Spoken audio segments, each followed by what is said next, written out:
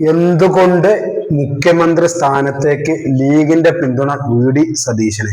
അതിപ്പോ എല്ലാവർക്കും അറിയാം, പച്ച മലയാളം തീരുന്ന ആൾക്കാർക്കൊക്കെ അറിയാം ലീഗിന്റെ പിന്തുണ വി.ഡി. സതീശനാണെന്നുള്ളത്. എന്തുകൊണ്ട് ആദ്യം ചെന്നിത്തലക്ക് കിട്ടണില്ല എന്ന് നമ്മൾ ചോദിച്ചു. എന്തുകൊണ്ട് ചെന്നിത്തലിന് കിട്ടുന്നില്ല എന്ന് ഏറ്റവും വലിയ കാരണം പഴയ കാലത്തുണ്ടായ ഒരു താക്കോൽ നായർ വിവാദം. അത് ലീഗിന്റെ അണികളും പൊതുസമൂഹം മറന്നിട്ടില്ല എന്നുള്ളത് ലീഗ് നേതൃത്വത്തിന് വ്യക്തമായ ധാരണ ഉണ്ട്. എന്ന് മാത്രമല്ല, ചെന്നിത്തലനെ മുന്നിൽ നിർത്തി അടുത്ത പാർലമെന്റ് ഇലക്ഷനിൽ പോയാൽ 4 സീറ്റിലേറെ കിട്ടൂല എന്ന് ലീഗ് നേതൃത്വത്തിന് പറയാം. ഇന്ത്യ ഒരു രാഷ്ട്രീയ വിശകലനം അനുസരിച്ച് ഇന്ത്യ ഒരു ധാരണ അങ്ങനെ തന്നെയാണ്.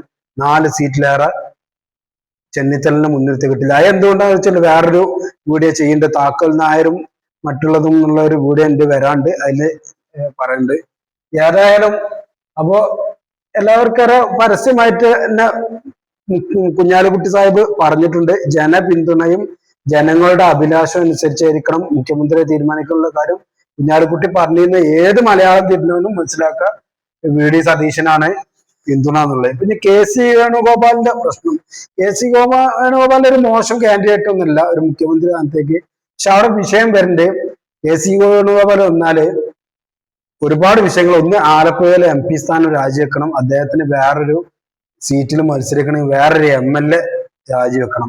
ഇങ്ങനെയൊക്കെ ഇന്നത്തെ ഒരു മലയാളി സമൂഹത്തിനിടയിൽ ചെയ്താല് അവര് വെറുതെ വിടൂല എന്നുള്ള പൂർണ്ണ ബോധ്യം മുസ്ലിം ലീഗ് എന്ന പാർട്ടിക്കുണ്ട്. അങ്ങനെ സംഭവിച്ച ഉണ്ടാകാൻ പോകുന്നതാ 2029 പാർലമെന്റില് 7 സീറ്റിലേറെ UDF-ന് കിട്ടില്ല. കാരണം ഈ വൈരാഗ്യം തീർക്കും ജനങ്ങളെ. നമ്മൾ വിചാരിച്ച ആളുകളല്ല എല്ലാവരും.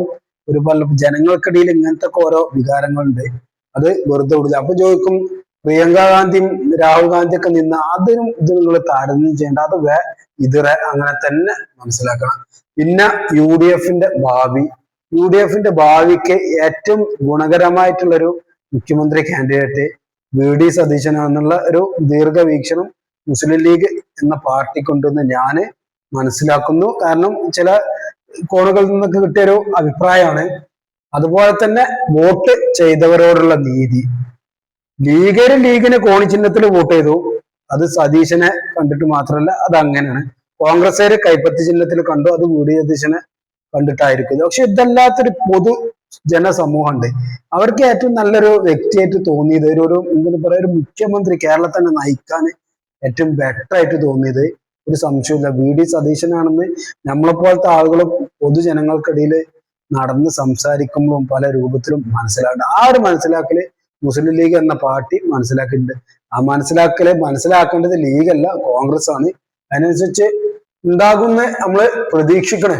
കാരണം അങ്ങനെ വരണല്ലോ, അങ്ങനെ വന്നില്ലെങ്കിൽ അത് UDF-ന് ദോഷം ചെയ്യും. കാരണം ജനങ്ങൾ ആഗ്രഹിച്ച ഒരാളെ ജനങ്ങൾ തെരഞ്ഞെടുത്തിട്ട് അത് എന്താ പറയാ, ഒരു പ്രതിഫലത്തിൽ കൊണ്ടുവരാത്തൊരു സംവിധാനത്തോട് വെറുപ്പുണ്ടാവും. അങ്ങനെയൊക്കെ ഉണ്ടാകുമ്പോൾ പോകേണ്ട ഇനിയും അവർക്ക് അവസരമുണ്ട്. 2029 പാർലമെന്റ് ഇലക്ഷനിൽ ജനങ്ങൾ വെറുതെ വിടൂല, ഉറപ്പായിട്ടും ഇതുണ്ടാവും. അപ്പൊ ഇതില് 2 സീറ്റ് ഇവിടെ വെച്ചു. മിക്കവാറും അടുത്ത ഒരു പാർലമെന്റ് ഇലക്ഷനിൽ BJP-ക്ക് 2 സീറ്റ് കിട്ടാനുള്ള സാധ്യത ഉണ്ട്. അത് ഇടതുപക്ഷത്തിന് അതിന്റെ നഷ്ടം ഉണ്ടാകും. കാരണം ഇടതുപക്ഷത്തിന് നല്ലൊരു ശതമാനം വോട്ട് ബാങ്ക് BJP-ക്ക് പോകുന്നുണ്ട്. അതിനുള്ള പരിപാടി 10 കൊല്ലം കൊണ്ട് പിണറായി കൂട്ടരും ചെയ്തിട്ടുണ്ട്.